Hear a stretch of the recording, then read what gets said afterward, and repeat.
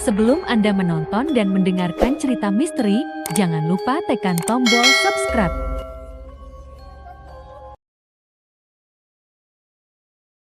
Cerita pesugihan Wewe Gombel, tumbalkan anak kecil untuk temani main. Hutan di pegunungan kapur itu memiliki banyak misteri. Tidak banyak warga setempat yang berani memasuki hutan itu. Bagi masyarakat sekitar, hutan itu dijuluki sebagai hutan wingit atau hutan yang angker. Bukan tanpa sebab, hal ini karena telah banyak orang yang hilang ketika mencari kayu bakar di hutan. Hutan itu seperti didesain khusus agar tertutup dan tidak banyak orang yang tahu bagaimana keadaan di dalamnya. Yang jelas, misteri hutan yang dipenuhi dengan pepohonan jati itu sampai saat ini hutan itu masih belum terungkap. Bila dilihat dengan menggunakan kacamata magis, hutan itu ternyata merupakan sebuah kerajaan besar. Beragam makhluk tinggal di situ. Dari mulai yang berwujud bagus seperti peri, hingga wujud menyeramkan seperti genderuwo dan wewe gombel. Lantaran penghuni kerajaan datang dari makhluk yang beragam, tidak semuanya baik. Ada juga makhluk halus yang meminta tumbal darah tiap tahunnya. Setiap malam Selasa Kliwon, hutan itu dipercaya dijadikan sebagai tempat pemandian wewe gimbel. Informasi itu kemudian diketahui oleh Budi. Mandra, sang kawan yang merupakan dukun sakti meyakinkan Budi untuk mencari pesugihan dari wewe hutan itu. Wewe yang tinggal di hutan yang tak terjamah manusia dipercaya mampu mendatangkan kekayaan. Sudah sejak lama Budi selalu mengeluh kepada kawannya itu. Dirinya lelah berjualan material bangunan selalu sepi. Tokonya tak pernah kebanjiran pelanggan. Bertahun-tahun usahanya tidak pernah mendatangkan untung yang cukup bagi keluarga kecilnya. Sedangkan sang anak pertamanya hendak menempuh pendidikan tinggi, di universitas yang tentu saja memerlukan biaya besar. Tak tanggung-tanggung, anaknya itu memiliki mimpi tinggi. Dirinya ingin menjadi seorang dokter. Dengan ekonomi keluarganya yang tak kunjung naik, rasanya mustahil bagi Budi untuk menuruti putrinya itu. Terlebih pasca kelahiran anak ketiganya. Bayi yang kini berumur 2 bulan itu masih meninggalkan utang di tetangga lantaran harus lahir sesar. Dengan segala tuntutan, tampaknya tak ada pilihan lain bagi Budi.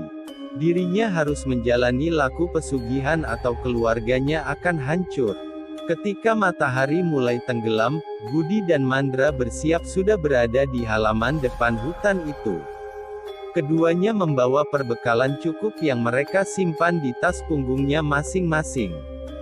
Dengan tekad yang mantap, mereka mulai menyusuri hutan itu untuk menuju ke sebuah sungai di tengah hutan. Sungai itulah yang dipercaya sebagai tempat pemandian wewe. Sepi sekali ya, tutur Budi membuka percakapan. Iya memang Sunya, hanya kita berdua manusia yang ada di hutan ini.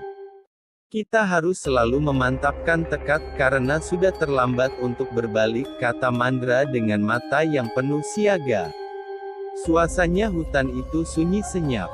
Satu-satunya suara yang ada adalah suara patahan ranting yang terinjak oleh sepatu mereka. Kala itu memang musim kemarau, daun dan dahan pohon jati yang meranggas langsung jatuh di lantai hutan. Keduanya terus berjalan menyusuri hutan itu. Meski tak bisa melihat makhluk tak kasat mata, tetapi Budi memilih untuk berjalan di depan. Suasana hutan itu juga terasa sepi mencekam. Tidak banyak obrolan yang terjadi di antara keduanya. Hal ini karena Budi takut tak sengaja melontarkan kata-kata yang tak pantas dan bisa mencelakakan keduanya. Harus fokus, harus bisa kaya, begitulah kata-kata yang selalu dilontarkan Budi di dalam hati. Ketika matahari benar-benar hilang dari peraduannya, Budi merasa kelaparan. Dirinya menghentikan langkah dan membalikkan badan untuk berbicara dengan kawannya itu. Mandra, ayo kita istirahat sebentar. Aku lapar, kata pria berusia 41 tahun itu. Tetapi perkataannya tidak digubris. Mandra justru melihat tajam ke depan dan mengisyaratkan Budi untuk mengikutinya. Sesaat kemudian keduanya ternyata baru menyadari bahwa mereka telah sampai di tujuan mereka. Sungai di tengah hutan itu menjadi tujuan mereka untuk mencari kekayaan. Tetapi ketika mereka tiba, ternyata semua pandangan tertuju ke arahnya. Ada puluhan wewe gombel yang sedang mandi di sungai itu.